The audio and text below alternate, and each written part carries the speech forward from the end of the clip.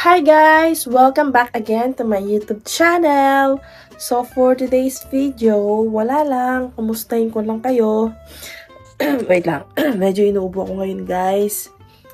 Ganito talaga pag buhay OFW. Kahit may sakit ka, kailangan pa rin pumasok sa trabaho. Pero pag hindi na talaga kaya, syempre, pwede namang mag-absent. Pero hanggat kaya, diba?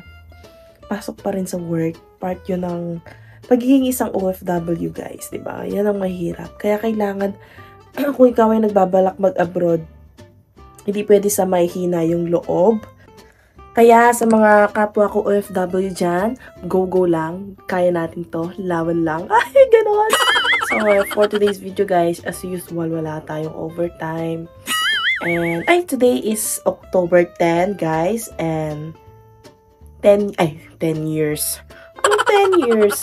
1 year na ako since bumalik ako dito sa company namin. So, sa bago pa lang sa aking channel, ako ay batch KLT13. So, sincere worker na po ako dito sa aming company. Last year po ako bumalik, October 10, 2022.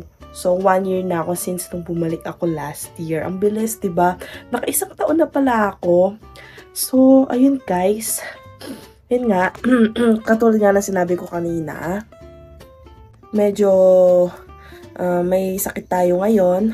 Nung nakaraang araw nga, nilagnat tayo. Dahil sa kakagala natin. Kakagala. Kasi nung Saturday, nanood kami ng Seoul International Fireworks Festival sa Yeouido. So, sobrang tao guys, and malamig ang panahon kasi gabi. Kaya siguro yun, tinarangkaso tayo kinabukasan. Kaya ayan, buti na lang ngayon, it's Tuesday guys. And as much as gusto kong mag-vlog daily, hindi ko magawa nga kasi mukha nga kahapon, medyo masakit na pakiramdam ko. Kaya ngayon, na lang ako nakapag-vlog. So ayun guys.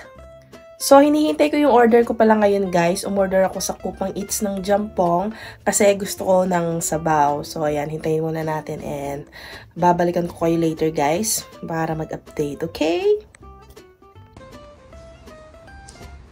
Yan guys, hintayin muna natin yung order ko. Ayan ang harap ng company namin.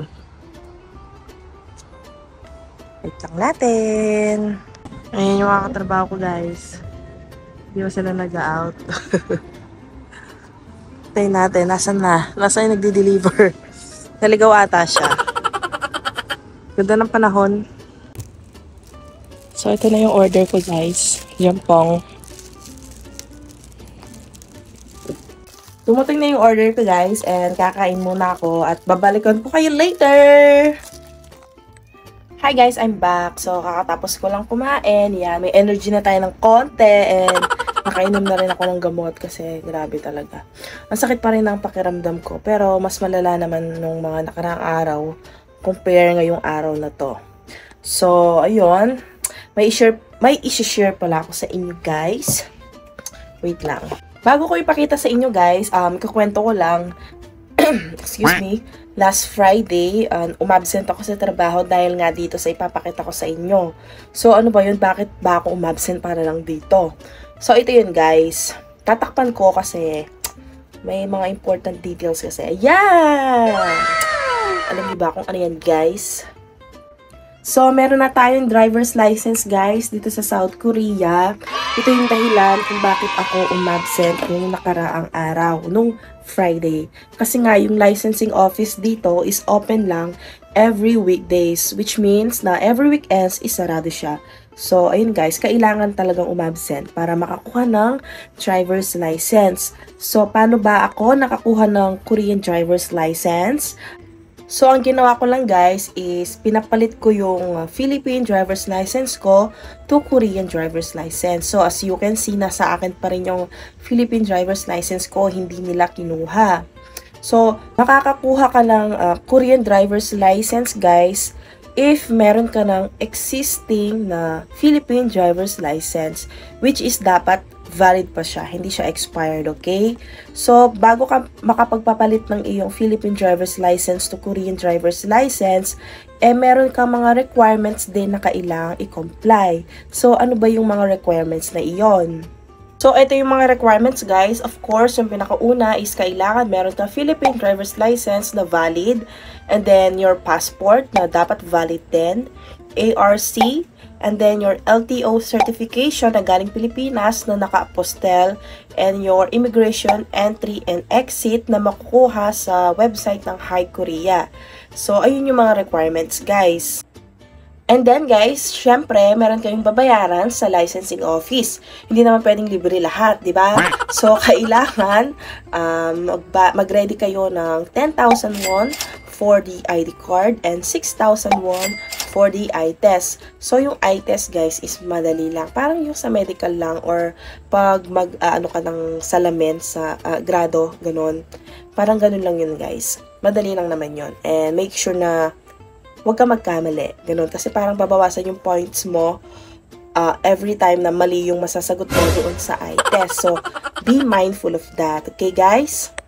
So, in my case, guys, nagpa-assist lang ako kay Ma'am Lorna. So, i-flash ko yung Facebook niya if ever na balak nyo kumuha ng Korean driver's license.